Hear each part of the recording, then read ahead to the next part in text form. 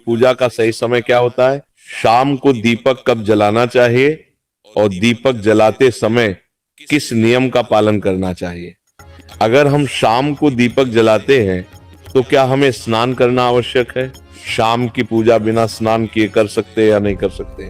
और शाम को घर में कितने दीपक प्रज्वलित करने चाहिए? कहां कहां दीपक प्रज्वलित करना चाहिए?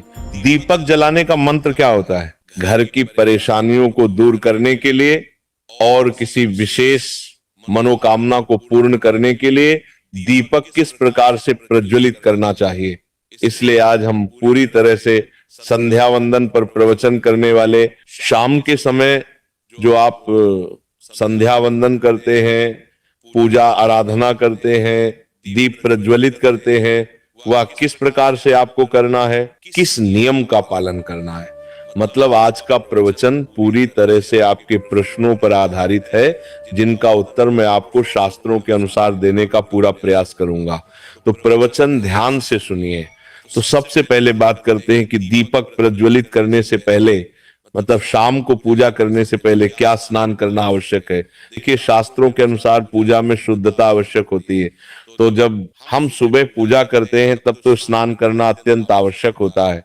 सुबह बिना स्नान की पूजा नहीं करनी चाहिए, लेकिन शाम की पूजा आप हाथ पांव मुंह धोकर भी कर सकते हैं, जरूरी नहीं है आप स्नान करें। अब देखिए, आप चाहे तो वस्त्र भी बदल सकते हैं या फिर आप सिर्फ हाथ मुंह धोकर कुल्ला करके भी पूजा कर सकते हैं। जैसे कि आपको शाम के समय पूजा करनी है तो दिन में भी आप शुद्धता का ध्यान रखें।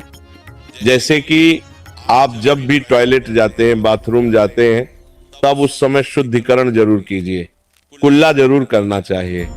हर बार जब आप बाथरूम जाते हैं तो अगर आप दिन भर शुद्धिकरण का ध्यान रखते हैं तो शाम के समय बिना स्नान किए भी सिर्फ हाथ पांव धोकर पूजा कर सकते हैं और चाहे तो स्नान भी कर सकते हैं। जैसे कि गर्मियों के दिन है तो शाम के समय भी आप स्नान करके पूजा कर सकते हैं। तो बहुत सारी चीजें आप स्वयं भी अपने विवेक से निर्धारित कर सकते हैं।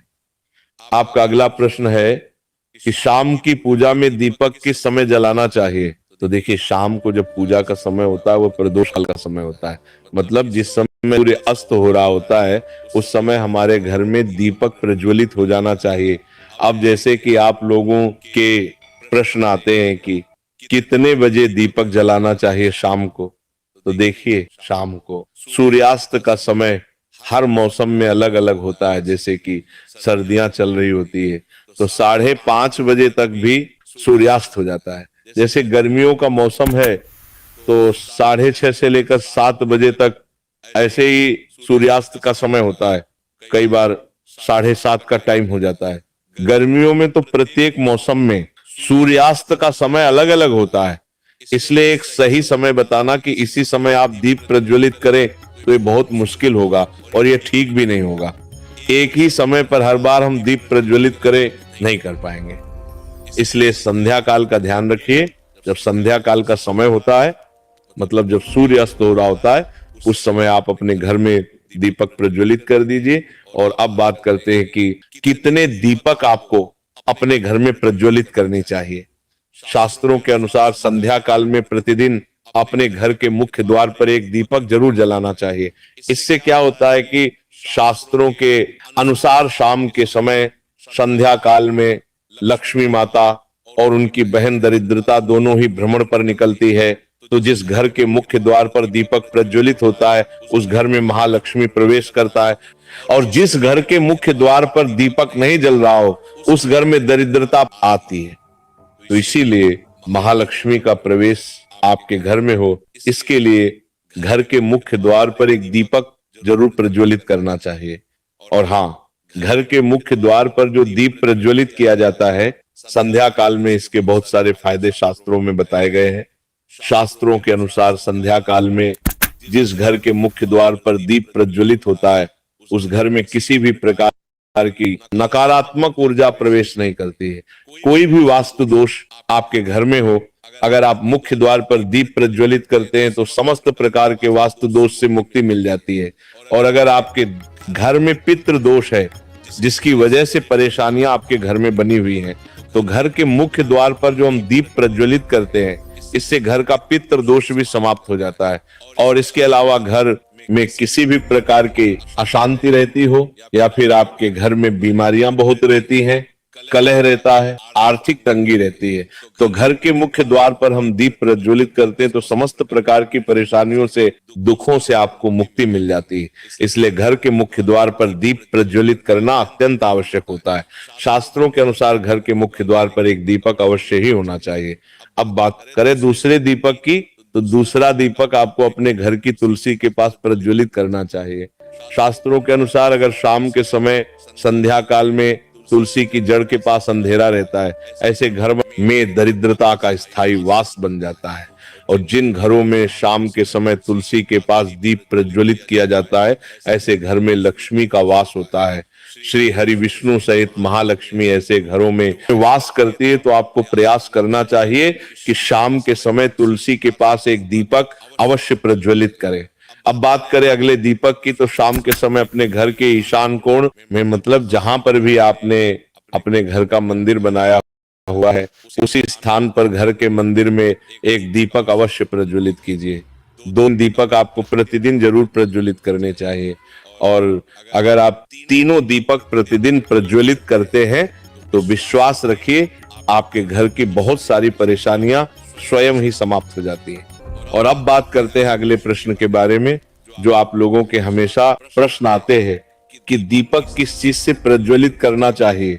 सरसों का तेल डाल सकते हैं या नहीं, या फिर तिल के तेल का प्रयोग करना चाहिए, या फिर शुद्ध गाय के घी का, किस चीज से हम दीपक प्रज्वलित करें। तो देखिए, शास्त्रों के अनुसार सरसों के तेल का दीपक हर जगह प्रज्वलित नहीं करना चाहिए।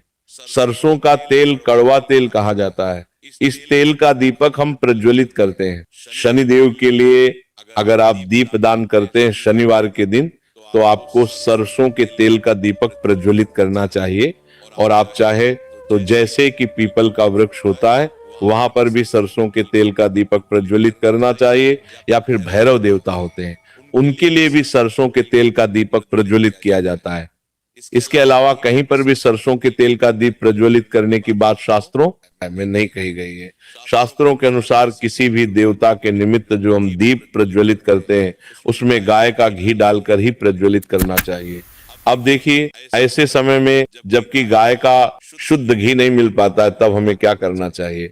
तब आपको गाय के घी के नाम पर जो भी घी मिल जाता है या फिर शुद्ध घी मिल जाता है, उसका प्रयोग कर सकते हैं।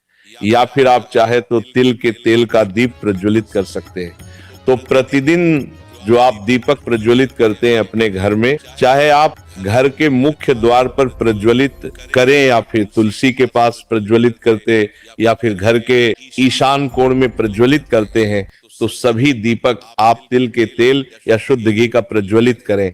और जब आप दीपक प्रज्वलित करते हैं, जैसे कि मुख्य द्वार पर ज्योति प्रज्वलित करेंगे, या फिर तुलसी के पास दीप प्रज्वलित करते हैं, या फिर घर में जो दीप प्रज्वलित किया जाता है, तो एक चीज का ध्यान रखना चाहिए, कभी भी दीपक को सीधे जमीन पर नहीं रखा जाता है। दीपक रखते समय प्रतिदिन दीपक के नीचे थोड़ा सा आप चाहे तो चावल रख सकते हैं, या फिर आप चाहे तो थोड़े से पुष्प रख सकते हैं। और हाँ, अगर आप दीपक के नीचे चावल रखते हैं तो इस बात का आपको ध्यान रखना है कि चावल अखंडित होना चाहिए, क्योंकि ऐसा माना जाता है कि अगर टूटे हुए चावलों का प्रयोग हम पूजा में करते हैं किसी भी प्रकार से, चाहे दीपक के नीचे रखकर करते हैं या फिर अक्षत के रूप में करते हैं, तो इससे घर में दरिद्रता आती है। इसलिए अखंडित चावल होने चाहिए। अगर आप दीपक के नीचे रखते हैं तो, और जैसे कि कई लोगों के प्रश्न आते हैं कि प्रतिदिन जो दीपक के नीचे हम चावल रखेंगे, तो उस चावल का अगले दिन क्या करना चाहिए। तो अगले दिन उठाकर आप पक्षियों को डाल दीजिए, पक्षी उसे खा जाते हैं। और घर में जो आप ईशान कोण में दीप प्रज्वलित करते हैं, मतलब घर के मंदिर में जो दीपक प्रज्वलित किया जाता है, उस दीपक को आप किसी पात्र में भी रख सकते हैं। जैसे कि एक छोटी सी प्लेट ले लीजिए, उसी प्लेट में दीपक रख दीजिए और उस दीपक को हम प्रज्वलित करते हैं। मतलब घर के मंदिर में जो दीपक प्रज्वलित कर, वो आप किसी पात्र में भी रख सकते हैं, लेकिन सीधे जमीन पर आपको कोई भी दीपक नहीं रखना। इस बात का ध्यान रखिए।